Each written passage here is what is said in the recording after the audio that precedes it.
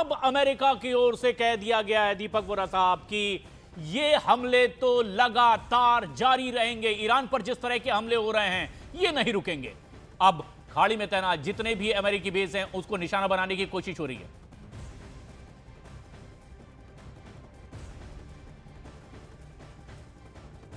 Bahrain से खालिद इस वक्त हमसे सीधे जुड़ रहे हैं। खालिद, जिस तरीके के हालात हैं बहरीन में भी अब इस तरह के धमाकों की आवाज सुनी है, क्या ताजा अपडेट आपके जरिए हमारे दर्शकों तक पहुंच सकती है? आज अभी 5 मिनट हुई जी, 5 मिनट पहले गिरे जी 2-3 ऊपर एयर डिफेंस सिस्टम ने उनको कंट्रोल करा ऊपर ही जी। अभी तक कोई नीचे नहीं गिरा, बस एक गिरा उधर सामने, वो धुआं दिख रहा है जी।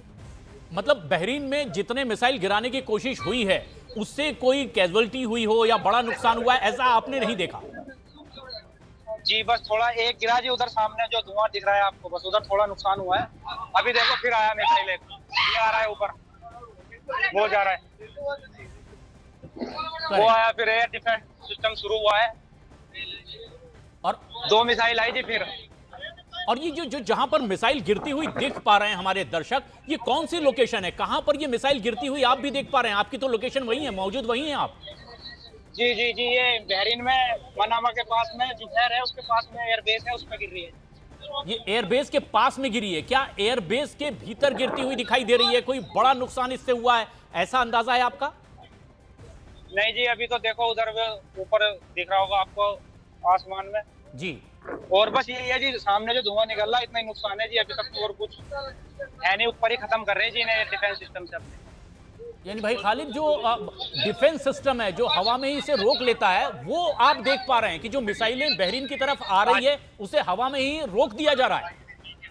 हाँ जी हाँ जी, हवा में रोक दिया जा रहा है। और अभी देखो तुम्हारे सामने है, उधर वो रोका है। बिल्कुल, तो ये सिचुएशन है खालिद, जिस तरह से बता रहे हैं, शुक्रिया बहुत बहुत। और बहरीन में भी ये कोशिश जरूर हो रही है लेकिन कोई बड़ा नुकसान नहीं हुआ है। इसी तरह से कई और जगहों की भी तस्वीरें सामने आ रही है। लेकिन ईरान ने अमेरिका इजराइल के हमलों पर अब जोरदार पलटवार शुरू कर दिया है, जिसकी एक के बाद एक कई तस्वीरें भी आप न्यूज़ 18 इंडिया के स्क्रीन पर देख रहे हैं। ईरान अमेरिका इजराइल को मदद पहुंचाने वाले खाड़ी देशों पर अब सीधे मिसाइलों की बौछार कर रहा है। लेकिन बताया जा रहा है कि डिफेंस सिस्टम अभी भी कारगर है और आसमान में इन्हें रोका जा रहा है। लेकिन इतना ही नहीं, ईरान बहुत जल्द ट्रंप के दोनों जंगी बेड़ों को भी निशाना बनाने का ऐलान कर चुका है। और ईरान अब कैसे हथियारों से अमेरिका के इन कैरियर को तबाह कर सकता है, जरा उसकी डिटेल आप गौर से देखिए।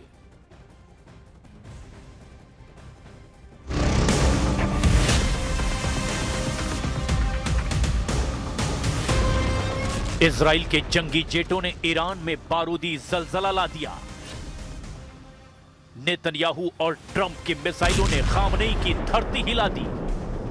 इजराइल ईरान को आसमानी अखाड़े में घेर कर मार रहा है।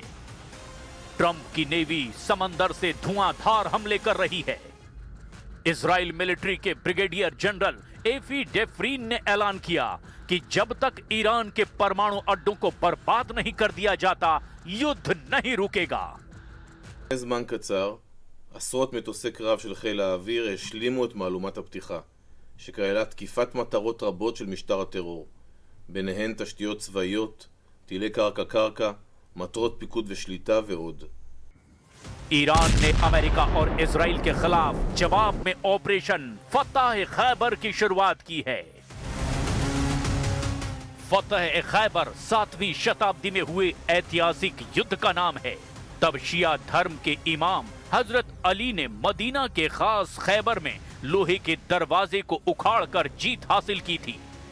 इस बार ईरान ट्रंप के 2 बैटल ग्रुप को समुद्र में दफन करके युद्ध जीतने का ऐलान कर रहा है।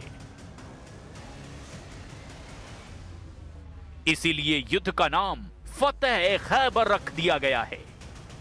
ईरान ने अगर ट्रंप के दोनों जंगी बेड़ों को तबाह कर दिया तो युद्ध का फैसला उसके हक में होना तय है। ईरान कैसे हथियारों से ट्रंप को दहला सकता है, अब उसे भी देख लीजिए।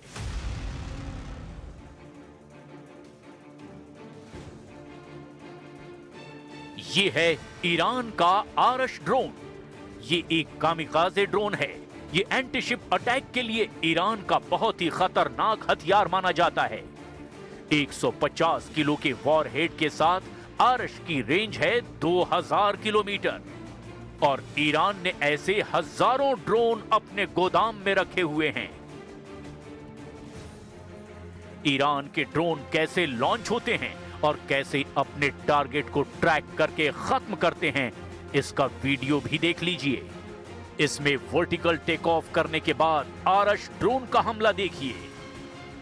150 किलो वॉरहेड के साथ इसका धमाका किसी भी टारगेट को तबाह कर सकता है।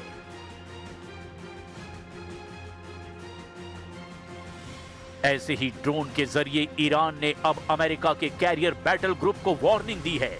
अगर ईरान ने एक बार में ऐसे सैकड़ों ड्रोन लॉन्च किए तो अमेरिकी नौसेना के लिए खुद को बचाना मुश्किल हो जाएगा। अमेरिका के कैरियर पर ये ड्रोन ऐसे टूटेंगे कि कोई डिफेंस सिस्टम काम नहीं करेगा।